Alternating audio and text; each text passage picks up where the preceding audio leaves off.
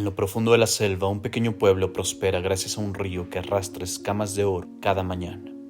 En un lugar encantador donde el bullicio del mercado se mezcla con risas y el brillo dorado ha traído turismo, comercio y felicidad. Pero el oro está disminuyendo. Lo que una vez fue abundancia ahora parece escurrirse poco a poco, y aunque la vida continúa, algo en el pueblo empieza a apagarse. Amara se sentó junto al río.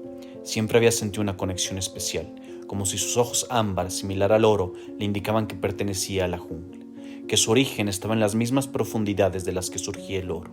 El río murmuraba historias que solo ella parecía escuchar.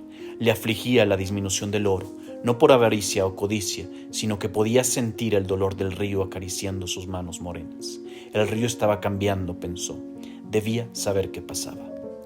El río no siempre trajo oro, o al menos eso contaban las leyendas del pueblo.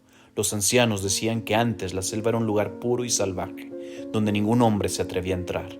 En el corazón de esa espesura, donde las raíces de árboles milenarios se entrelazaban, nació el río. Dicen que hace siglos un viajero solitario llegó hasta el corazón de la selva, guiado por sueños de agua dorada y voces que nadie más parecía escuchar. Su nombre se perdió con el tiempo, pero se le conocía como el fundador. Se asentó en el río, fundó el pueblo y fue en esos tiempos cuando el oro empezó a llegar. Pero el fundador dio una advertencia, que nadie más se adentrara al corazón de la selva o el oro dejaría de llegar. Amara consultó a los ancianos, buscaba apoyo para adentrarse en la selva y saber qué le pasaba al río.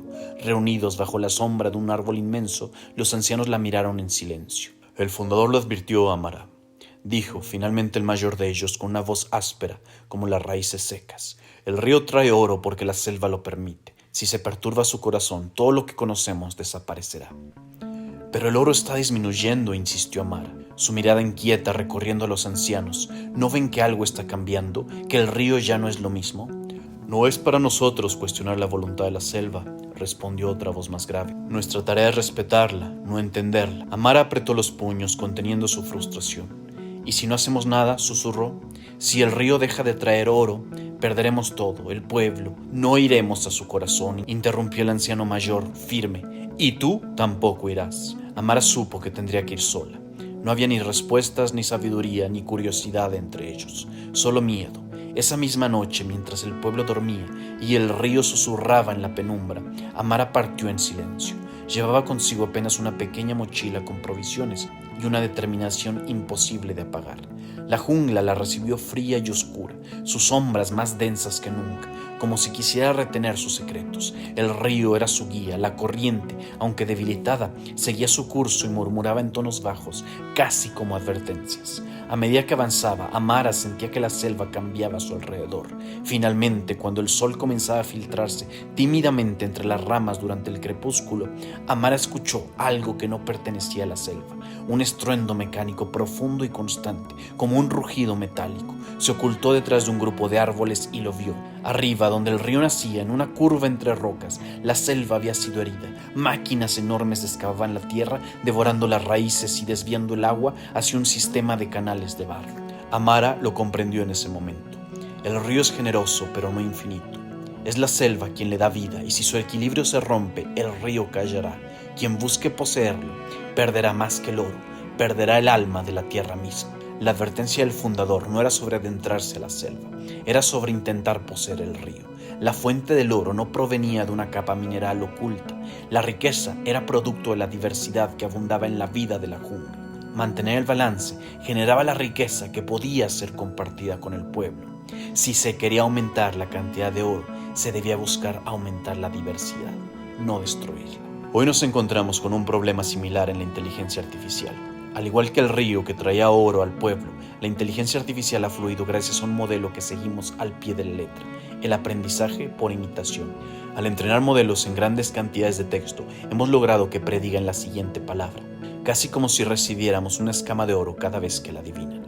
Esta imitación ha traído resultados valiosos, pero su potencial es limitado. ¿Por qué? Porque al igual que los aldeanos que nunca cuestionaron el origen del oro, la inteligencia artificial carece de un proceso de razonamiento. Imita respuestas, pero no entiende lo que hay detrás.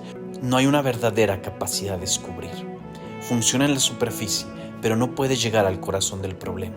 Por esta razón, hay muchos que dudan que la inteligencia artificial sea capaz de resolver problemas verdaderamente complejos o pensar por sí misma.